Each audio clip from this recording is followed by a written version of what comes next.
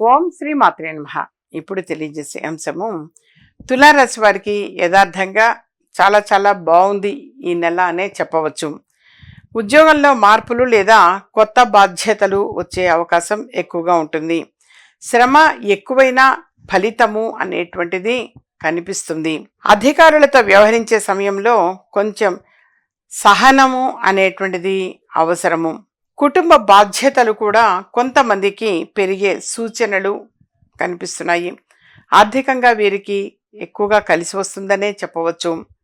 ఇంతకు మునుపు ఏదైనా మానసికంగా చికాకులు సమస్యలు ఉంటే అవన్నీ కూడా తొలగిపోయే అవకాశం ఎక్కువగా ఉంటుంది. మానసిక ప్రశాంతత అనేటువంటిది కలుగుతుంది. అలాగే విద్యార్థులకు కూడా కలిసి వచ్చేటువంటి మాసమే ఈ మాసము. ఉద్యోగ ప్రయత్నం చేస్తున్నటువంటి వారికి కూడా తప్పనిసరిగా మంచి ఉద్యోగం పొందే అవకాశం ఎక్కువగా ఉంటుంది. అలాగే వీరు ప్రతి శుక్రవారం కూడా అమ్మవారిని ఆరాధించటము, చక్కగా లలితా సహస్రనామావళి కుంకుమార్చన చేస్తూ లలితా సహస్రనామావళిని పఠించడము వలన వీరికి అన్ని విధాలుగా కూడా యోగదాయకంగానే ఉంటుంది అని చెప్పవచ్చు.